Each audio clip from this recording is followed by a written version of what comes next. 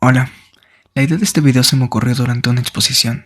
El tema era lombrices de tierra, pero decidí tomar ese mismo concepto y darle un rumbo un poco más interesante. Al final mi exposición se tituló La Bella y la Bestia. ¿Es lo mismo ser atractivo que funcional? Podrán pensar que nada que ver el tema original con lo que al final presenté, pero permítanme la réplica. El objetivo de mi expo era hacer una crítica social, si es que podemos llamarlo así, hacia nuestro mal hábito de solo ver por los animales lindos.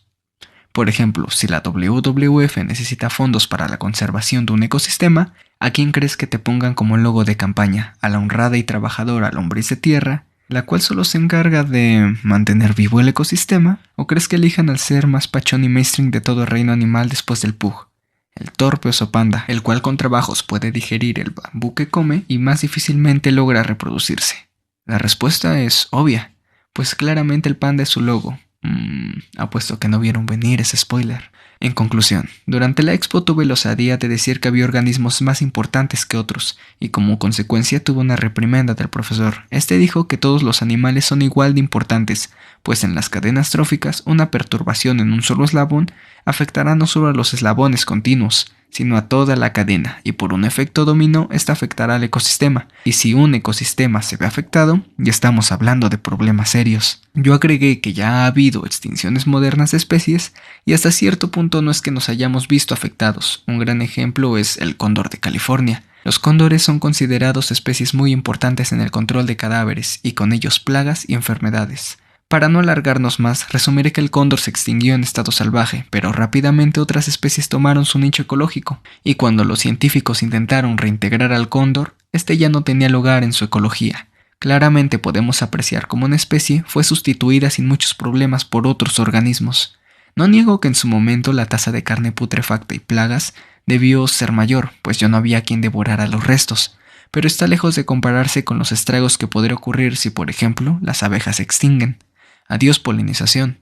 Y con este argumento logré abrir una discusión. Y pues ahora vengo a hacer berrinche a mi canal, que por eso es mío. Así que ahí les va el top 4, tal vez 5 de especies más importantes que la otra, 100% real, no fake. Vámonos, corre intro.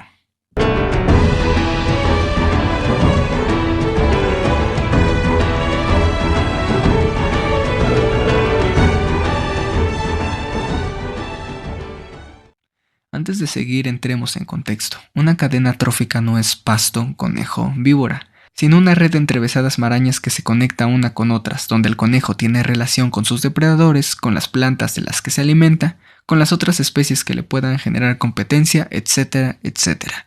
Y sus depredadores a su vez tienen estas relaciones con más organismos, y estos con otros, y así hasta donde te puedas imaginar.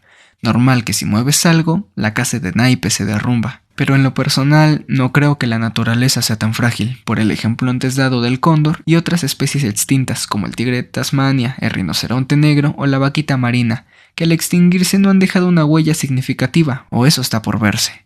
Una designación que en lo personal me encanta y que para fines prácticos utilizaremos es especie influyente, pues estas son las especies que al extinguirse dejarán un vacío irreparable.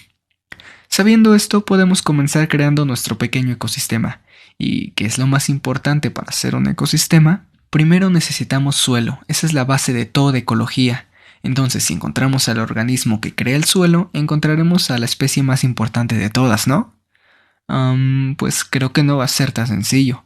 El suelo está compuesto de minerales, de materia orgánica, aire y agua. Y la especie que se encarga de degradar las rocas son un grupo increíble de plantas. Te podré apostar a mi hermana que nunca has visto crecer en una roca una flor, pero sí has visto musgos sobre ellas. Esto es porque solo las briófitas pueden degradar rocas y con ellos sus minerales. Pero las briófitas no son una sola especie, son un gran grupo, compuesto de plantas hepáticas, antoceros y musgos, por lo que no podemos elegir solo a uno entre todos los demás. Entonces subamos un poquito de escalón. ¿Quién se encarga de oxigenar la tierra? La respuesta la sabemos, lombrices, pero volvemos a la misma encrucijada de antes. No hay solo una especie de lombriz, estas se dividen dependiendo de la profundidad a la que habitan, estando las epígeas, hipógeas y anésicas. Entre ellas existe una gran variedad para escoger, por lo que ninguna se lleva el trofeo del empleado del mes. Bueno, tal vez, y solo tal vez, las lombrices de Gomi... no, olvídenlo. Entonces, ¿quién se merece el premio a la especie más influyente? ¿Qué tal la especie que se encarga de oxigenar el planeta? Si gana esta, no creo que haya ningún desacuerdo. Por desgracia, las algas que producen el 50% del oxígeno en el mundo se reparten el trabajo entre ellas y las plantas tienen el mismo problema de trabajar en equipo, pero creo que nos estamos acercando. Las plantas y algas son las bases de las cadenas tróficas, por lo que debe de haber alguna especie que se encargue de alimentar a miles de especies. Para los humanos la más importante es el trigo, pero solo somos una especie, por lo que debe de haber una que al desaparecer deje un daño irreparable. Podríamos pensar en el pasto. Los animales de pastoreo se alimentan de él, ¿no? Por desgracia, cuando nos referimos a pasto, nos estamos refiriendo a varias especies de gramíneas de la familia Poaceae. Y ninguna especie en especial sobresale de las otras. Lo mismo pasa con los corales, que le dan cobijo al 25% de la vida marina, pero otra vez, la gran barrera de coral no está formada solo por una especie de coral, sino por alrededor de 400 especies distintas, por lo que si solo quitamos una, otras rápidamente llenarán el hueco. A este punto suena deprimente, y cualquiera pensaría que no hay ningún organismo que de desaparecer deje un hueco irrellenable en la naturaleza. Pero tengamos un poco de fe y sigamos buscando. Si tuviera más audiencia, estoy seguro que alguien ya habría comentado que las abejas son el animal más importante del planeta, porque lo dijo Einstein en una publicación y porque, siguiendo estos parámetros, el Joker también lo dijo. Y son una buena opción, la verdad, de no ser porque no son las únicas polinizadoras del reino animal. En este catálogo entran alrededor de 100.000 especies y entre ellas entran 20.000 especies de abejas, que cuando no están ocupadas en juicios legales, se encargan de polinizar el 85% de los cultivos, cada una con su propio estilo de vida y adaptadas a las plantas de su región. Por lo que, aunque se pierda una sola especie, esto representará un golpe enorme a la región, tanto en flora como en fauna, o al menos eso se cree. Pero, ¿podría decir que yo tengo otros datos? Según un estudio publicado en la revista One Heart, durante el año 2006 y 2015 se detectó un 25% menos de especies de abejas. Además, en 2006, Estados Unidos, durante un brote de enfermedad, perdió aproximadamente la mitad de sus abejas, y si solo hubieran estado las abejas melíferas, la pérdida de rendimiento habría sido enorme. Así que tal vez, y solo tal vez, una sola especie de abeja no es tan importante como para dejar una huella irrellenable en el planeta. Tal vez solo exceptuando a la abeja melífera, o a este homie, pues rápidamente alguna otra tomaría su lugar en el nicho ecológico que le corresponde. Aunque, a comparación del caso anterior, esta especie sí podría ser 100% influyente, y estoy hablando del krill. Existen 85 especies de krill en todo el mundo, pero sin duda la más importante del planeta es el krill antártico. Es la especie animal más exitosa del planeta, ya que con su masa corporal total representa más de 500 millones de toneladas. En cambio, si a toda la humanidad la mueles en una albóndiga gigante, esta solo pesará 450 millones de toneladas. Claro, sin contar sal y especias. El consumo anual de krill representa valores de entre 152 y 313 millones de toneladas, de los cuales las focas consumen entre 63 y 130, las ballenas entre 34 y 43, las aves entre 15 y 20, los calamares entre 20 y 100, y los peces entre 10 y 20 millones. El krill también es explotado por la industria pesquera a niveles industriales, y las investigaciones efectuadas relacionan íntimamente al krill con la fijación del carbono. Sin duda alguna suena como una especie importantísima, siendo la base de las cadenas tróficas marinas, por lo que directa e indirectamente miles de especies dependen de ellos. Pero incluso así, existen sospechas de que la biomasa del krill antártico ha disminuido rápidamente en el transcurso de las últimas décadas. Algunos científicos han especulado una disminución de hasta el 80%, debido a la reducción de la placa de hielo y al calentamiento global. Si esos datos resultan ser ciertos, demostrarían que ni siquiera el krill antártico es una especie imprescindible, pues hasta ahora solo se han visto estragos en la población de focas antárticas, que se ha reducido de 800.000 a 200.000 individuos, y contrario a lo que se esperaría, las ballenas jorobadas han aumentado su población. Pero esto es porque antes las cazábamos y ahora es ilegal, así que no creo que cuente. También debo mencionar la acidificación de los océanos, que año tras año aumenta, posiblemente por la pérdida de krill y con ello la fijación de carbono. Así que como siempre, solo el tiempo nos dará la respuesta. El krill me gusta mucho como candidato del primer lugar, pero creo que hay alguien que sin duda lo podría superar. Los castores son importantísimos en su ecología. Para empezar, solo hay dos especies de castores, el americano y el europeo.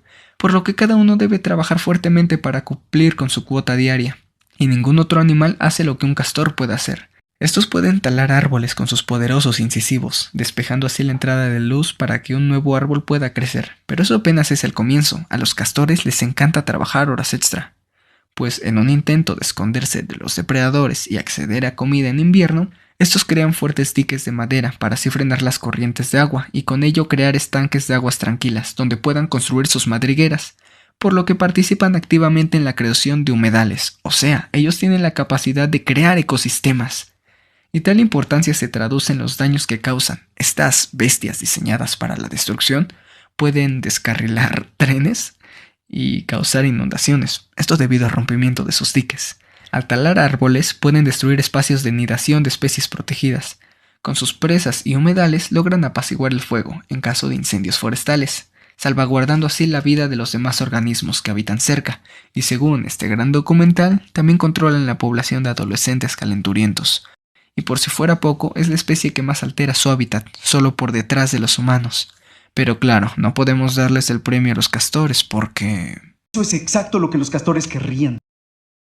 Y volviendo a lo que dije hace un momento, creo que he encontrado al ganador de la medalla de oro. Supongo que nunca esperaste que fuéramos nosotros mismos. El detalle es que no ganamos en muy buenos términos. Me explico. El inicio de la civilización humana se dio a base de la agricultura, comenzando a domesticar trigo, cebada, maíz y arroz. Pero ahora tenemos domesticadas alrededor de 2500 especies de plantas que no sobrevivirían sin nuestra intervención, pues las hemos modificado tanto que muchas de ellas no se pueden reproducir por sí solas, y en caso de que desaparezcamos, las que han sido modificadas para resistir distintos tipos de entornos jugarían libres y sin supervisión, causando daños a ecosistemas que originalmente no les pertenecen. Y eso no es lo único. ¿Quién es el depredador que tiene más especies en su menú? Así es, el humano. Comemos desde pollos, gallinas, cerdos y ovejas. Pollos y ovejas, quiero cenar tu cabeza en bandeja. Hasta distintos tipos de lagartos, aves, insectos, peces cartilaginosos, óseos y distintos tipos de plantas, frutos, leguminosas, tallos y tubérculos. Desde el inicio de nuestra actividad hemos cambiado el mundo por completo, extinguiendo centenas de especies. Al inicio nos conformamos con el mamut y Megalania, pero hasta ahora se suman a nuestra cuenta alrededor de 746 animales y 96 plantas que han desaparecido por nuestra culpa. Al tener el dominio del fuego, nuestra avaricia se desató más que nunca, consumiendo hectáreas de praderas para obtener un lugar donde sembrar y donde llevar a pastar a nuestros animales domesticados, porque también hemos domesticado perros, gatos, iguanas, varanos, serpientes, pericos, canarios, peces, caballos, burros, etcétera, etcétera. Y los usamos simplemente como compañía o como medios de transporte y de carga, sin mencionar las granjas donde utilizamos y modificamos al ganado para la producción de alimentos y ropaje. Somos de las especies con mayor cantidad de biomasa, solo por debajo del krill y de los pollos, que nosotros mismos criamos. Y aún no paramos. Una vez que aprendimos a edificar, cambiamos verdes paisajes por monótonos complejos grisáceos de más de 800 metros. Alteramos el cauce de los ríos, creamos presas y talamos junglas a tal velocidad que los castores nos envidian. Extraemos energía de todas partes. Nuestra emisión de CO2 es muy similar a la que hubo durante el Carbonífero, siendo en un corto tiempo de las especies que más energía han aprovechado. Y usamos materias primas para todo tipo de tonterías. Creamos amalgamas, aleaciones y modelamos el acero a voluntad. Tenemos una huella ecológica más grande que la de cualquier animal que haya pisado la tierra podría dejar plasmada, y la adornamos con piedras preciosas y perlas extraídas del fondo del mar. Modificamos el tiempo, hacemos lluvias ácidas, excavamos a profundidades descomunales para encontrar pozos de agua, creamos islas y hay una botella de Coca-Cola en cada rincón del planeta. Y aún así nos damos el lujo de querer remediar el problema, aunque en la vida real la intención no es lo que cuenta. Hay huellas humanas en la luna y sondas surcando el espacio exterior.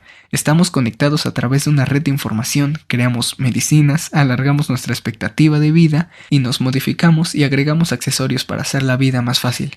Además, somos probablemente el único organismo que aprecia la vida. Claramente no estamos en los mejores términos con la madre naturaleza, pero ninguno de sus otros hijos ha logrado modelar el ambiente a su preferencia y comodidad, como nosotros lo hemos logrado, pasando en poco tiempo de animales a dioses.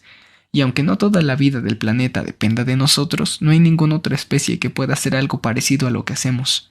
Por ello, si desaparecemos, es seguro que ninguna otra especie podrá continuar con nuestro legado, al menos hasta dentro de otros millones de años.